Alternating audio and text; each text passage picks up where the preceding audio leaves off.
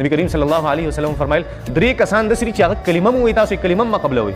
څه ما قبلوي کلمه ما یو هغه الک چې د الکانو کار کوي د دې کلمه مو دا کلمه ما قبلوي یو هغه خزه چې د خزه سره غلط کار کوي دې کلمه ما قبلوي او دریم حدیث کې بل شان لفظ راغلی خو دې معنی او ترجمه ته کوم چې اسانه شي هغه انسان چې هغه بړوي صحیح پیژنې کنه چې خلک چلے ګناه دعوت ورکړي ګناه ته خلک رابلی او په ګناه کې خلک اخته کې دا درې کسان کلمه مو چې لا اله الا الله محمد رسول الله پیغمبر وي دایم قبلوي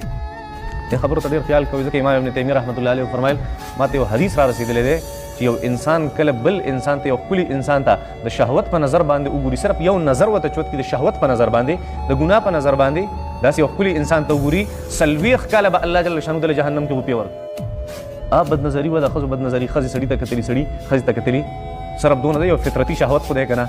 دا د کوم خلاف فطرت اعمال شروع کړي د انسانیت خلاف اعمال شروع کړه دونه خطرناک کار دی دومره خطرناک عمل دی داسې بیا امام ابن تیمیه رحمت الله علیه فرمایل یو انسان چې یو ښکلی انسان هغه ښکل کي حدیث شریف وایي ما ته رارسېدی یو انسان چې یو ښکلی انسان ښکل کي په شهوت سره نبی کریم صلی الله علیه وسلم فرمایل داسې ده چې د خپلې مور سره اویا پیرې زنا وکړه او د خپلې مور سره یو پیرې زنا کول اویاو پیغمبرانو د قتل برابر ده نه پوهېږې په دې باندې دا صرف د بد نظرۍ او دا صرف د ښکلولو دا چل دی چې بیا د غلط کار به څه سزا وي ما ته پته نشته الله جل شانو ځکه سزا نه ده مقرر کړې الله جل شانو تیم وساتي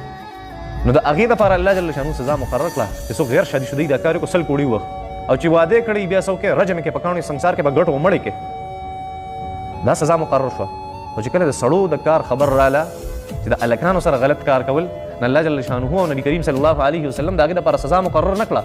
د څه دپاره چې الله جل شانه فرمایي دا کار د انسانیت خلاف دی د دې سزا زه په دنیا کې نه ورکوم زما آخرت ته یې پرېږدي چېرته یې پرېږدی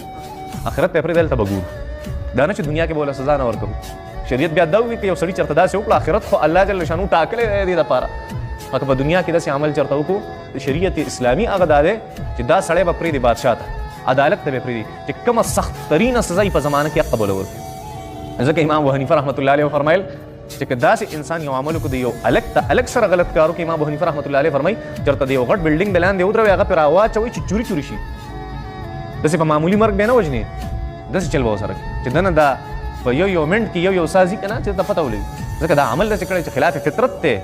سله پکې راله دي د هلکانو دا عمل دا د کوم وخت نه شروع کړی دا چې شیطان دي ته راغلی و په صفا خبره دا ده چې شیطان راغلی او دا کار باندې دي عادت کړو نو دي به دا چل کوو نو چې کله به میلمانو هغوی سره بیا غلط کار کوو چې میلمانه به نو بیا به خپلو کې لاندې وتي وو الله جل شانه ته فرمایي چې لوط علیه الصلاة والسلام ورته وي دا تاسو چې په څه کې اخته دا خلاف فطرت عمل دی ښځې م پرېښي ښځې د شهوت ته پوره کېدو ځای و چې الله کومه طریقه ښودلې د هغې مطابق ورته راځئ ښځو ته ښځې م پرېښي چې هغه د شهوت ته پوره کېدو ځای و د سړو نه خپل شهوت پوره کړي دا خلاف فطرت عمل دی دا مه کوئ انسانیت خلاف دی داسې او الله جل شانه ما سبقکم بها من احد من العالمین